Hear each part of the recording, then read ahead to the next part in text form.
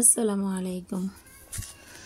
আজকে নিয়ে এসেছি আপনাদের সাথে শেয়ার করার জন্য কচুর ছড়া কচু দিয়ে আলু। এখানে মাছ ভেজে নিয়েছি, পেঁয়াজ কুচি করে নিয়েছি, আলু, কচুর ছড়া, এখানে গুঁড়ো হলুদ মরিচ, রসুন বাটা আর লবণ, কাঁচামরিচ, ধনেপাতা নিয়ে নিয়েছি। কচুর ছড়াকে অনেক দেশে অনেকটা বলে, কচুর মুখিও বলে, কচুর আলু বলে, মূল বলে, আমরা কচুর ছড়া বলি। কোন জেলা থেকে দেখছেন আর আপনাদের এলাকায় এটাকে কি বলে জানাবেন। এটাকে আলাদা করে সিদ্ধ করে নিচ্ছি গরম পানিতে, সিদ্ধ করে ফেলে দিব, ঝোলটা ফেলে দিব, তাহলে কচুর পিচ্ছিল ভাবটা কিছুটা কমে। এদিকে আজকের দিনটা খুবই সুন্দর, আমি রান্না করছি।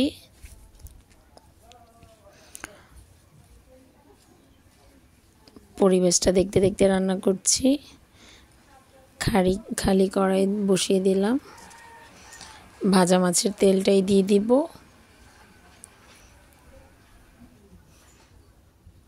এখানে দিয়ে দিব পেঁয়াজ কুচিটা,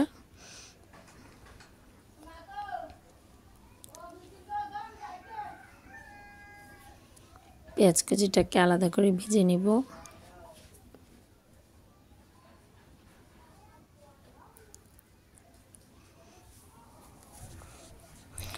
কচু তরকারি রান্না করলে আমাদের বাসায় সবাই খুব পছন্দ করে, যার কারণে পরিমাণটা একটু বেশি নিতে হয়। এখানে এখন পেঁয়াজটা হয়ে এসেছে, এখানে রসুনটা দিয়ে একটু ভেজে নেব। রসুনটার গন্ধ চলে যাওয়ার পর এখানে লবণ, ধনে গুঁড়ো, হলুদের গুঁড়ো একে একে দিয়ে একটু ঝোল দিয়ে কষিয়ে নিচ্ছি।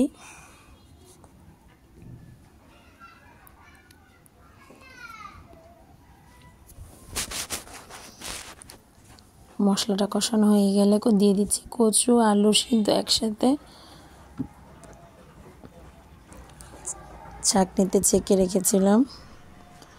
এটাকে ইচ্ছে মতো কষাবো, অনেকক্ষণ কষাতে ভাজতে এখানেই মোটামুটি হয়ে যাবে। অনেকক্ষণ নিয়ে নিয়েছি, সবটাকে আমার এতে আসেনি। দিয়ে দিচ্ছি ঝোল, এখন দিয়ে দিব মাছ ভাজাগুলো।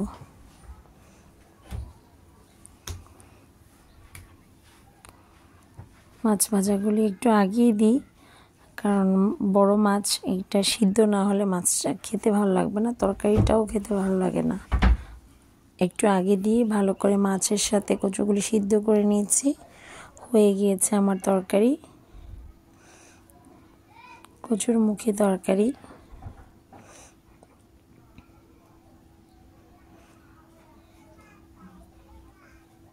কাঁচামরিচ দিয়ে দিব, কাঁচামরিচ ফালি করা, ফাইনালি ধনেপাতা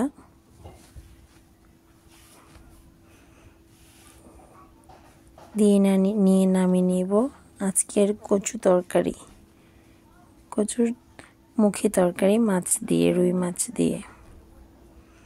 আপনারা কে কে কচুর মুখী খেতে পছন্দ করেন কমেন্টে জানাবেন, আমরা তো খুবই পছন্দ করি।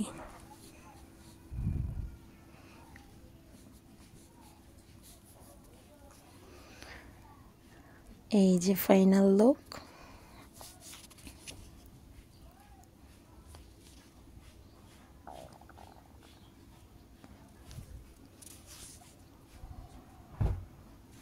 Thanks for watching my video. Assalamu alaikum.